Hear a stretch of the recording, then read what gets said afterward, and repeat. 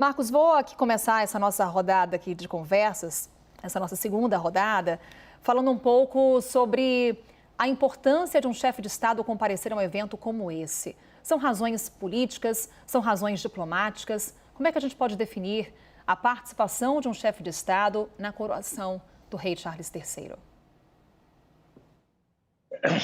Se você pensar, né, nada mais é do que uma nova oportunidade para você fazer um network internacional e conseguir conversar com líderes que seria difícil de você alcançar. Né? Se você pensar que eles conseguiram reunir neste evento ontem no Palácio de Buckingham 100 chefes de Estado, é muito difícil disso acontecer. Você só vai ter um evento parecido com este na Assembleia Geral das Nações Unidas. Então, existem poucas atividades e poucos momentos para que isso aconteça. Obviamente que um dos que vai fazer falta e que é uma tradição que os norte-americanos desenvolveram, que me parece meio equivocada, de o presidente dos Estados Unidos nunca comparecer a uma coroação, mas isso faz parte aí daquilo que os americanos entendem como suas próprias tradições também. Mas é uma oportunidade que você tem para interagir de uma forma mais direta, e é por essa razão que os chefes de Estado, muitos também querem ver e ser vistos nesse momento para destacarem a sua importância e também, não é, a gente nunca pode deixar de levar em consideração o fato de que muitos utilizam disso para projetar uma imagem doméstica também com relação à sua visibilidade e à sua importância internacional. Mas eu só queria voltar numa coisinha rápida, que até com relação ao que o professor tinha falado antes, eu acho que eu não consigo ver, né? Por enquanto a gente vai ver, o tempo que vai provar para a gente, mas essa questão do Charles eventualmente desistindo do trono, porque demorou tanto tempo para ele sentar nessa cadeira, e tanto tempo, tanta luta que ele fez para que a Camila se tornasse rainha, que eu acho difícil que o trono ele fique até uma determinada idade no trono e não entenda isso. Mas esta é a questão de Charles como personalidade e da importância que ele vai, através desta coroação, transmitir para o mundo. E você vê, né, Carol, nessa história toda, que o poder, né, se nós temos aí um rei que, em princípio, a gente sempre fala que não governa, não faz nada, como é que ele consegue atrair aí 100 chefes de Estado e governo para o Reino Unido? Isso dá para o Reino Unido uma capacidade de negociação e interação internacional e de relações diplomáticas difícil de conseguir, não é? Ninguém no mundo consegue esse tipo de capacidade de atração para um evento. Então, isso é muito interessante. Inclusive, seguimos aqui pontuando já algumas personalidades que apareceram no vídeo enquanto o professor Marcos Vinícius falava. Diego Pavão está aqui do meu lado. Não sei se a gente consegue recuperar uma das primeiras imagens que acompanhávamos há pouco, o Diego, já destacando uma liderança, uma autoridade que ingressou há instantes na Abadia de Westminster. Pois é, Carol, ali agora há pouco a gente conseguiu ver o presidente da Irlanda chegando, Michael Higgins, um senhor idoso baixinho, ele passou ali do lado, acompanhado da mulher, e entrou na Abadia de Westminster. Aos poucos vão chegando ali os chefes de Estado, a gente vai vendo, eu estou olhando ali para o lado para acompanhar a imagem também, porque esse é o momento que vão chegar os chefes de Estado, né?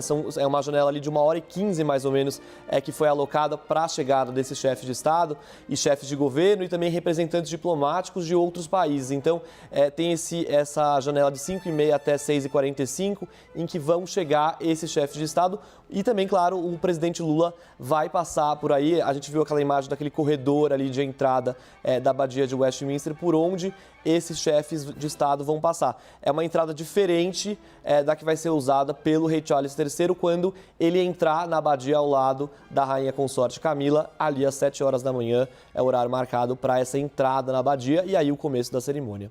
Charles Michel, também presidente do Conselho Europeu, apareceu há pouco. A gente registrou ali na imagem, na parte externa da Abadia de Westminster. E aí, não sei se a gente consegue recuperar também uma imagem de agora há pouco, ali no entorno do Palácio de Buckingham. Aparentemente, no veículo preto, estava o príncipe Andrew. Príncipe Andrew, Renato, aí você já balançando a cabeça, não concorda comigo, que está envolvido em escândalos sexuais. A gente consegue mensurar o peso desses escândalos para a queda de popularidade da monarquia britânica. Lembram, por exemplo, no funeral de Elizabeth II, o registro de manifestações contrárias a Andrew, que acompanhou o cortejo em homenagem à rainha. Aí Charles Michel, apenas pontuando aqui, ingressando na Abadia de Westminster, e agora assim falando de Andrew, a gente consegue, Renato, trazer um pouquinho desse impacto do príncipe Andrew na popularidade da monarquia britânica, na aceitação da própria população britânica? Eu diria que a família real aprendeu a lidar com situações dessa natureza ao longo de décadas. E eu diria que um marco para isso foi exatamente a morte da princesa Diana, que revelou para a família real que ela deveria cuidar e estar em sintonia, a sua imagem, o seu reconhecimento popular está em sintonia exatamente com as populações. O caso específico do Andrew é uma forma de reduzir danos. O dano ocorreu. Ele não foi exatamente acusado, não foi julgado, mas estava respondendo a um processo. E dentro dessa situação, a família real, a Elizabeth II, teve que abrir realmente a carteira para poder pagar bons advogados, fechar um acordo e a ação terminou. Porém, ele foi retirado de cena, inclusive um pouco antes desse acordo. Essa é uma forma de você minimizar danos, mas isso não quer dizer que ainda não continue comentando algo. Agora, ele ficando afastado das funções públicas da família real, inclusive não recebendo qualquer tipo de dotação, porque ele não está exercendo nenhum papel específico, né? Vamos dizer, reduziu muito. Inclusive, agora já se negocia, vamos dizer, a saída dele de uma determinada residência para ocupar algo mais modesto, já que ele não tem nenhuma função pública mais desenvolvida. A mesma coisa, vamos dizer, por tabela, não exatamente pelo mesmo motivo, também vai acontecer com Harry, só que Harry é o filho do rei.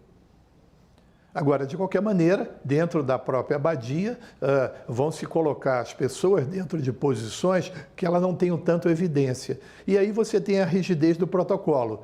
Quanto mais o seu papel for relevante dentro daquele ritual, daquela cerimônia e, evidentemente, a ocasião, você vai estar ocupando uma posição de maior destaque.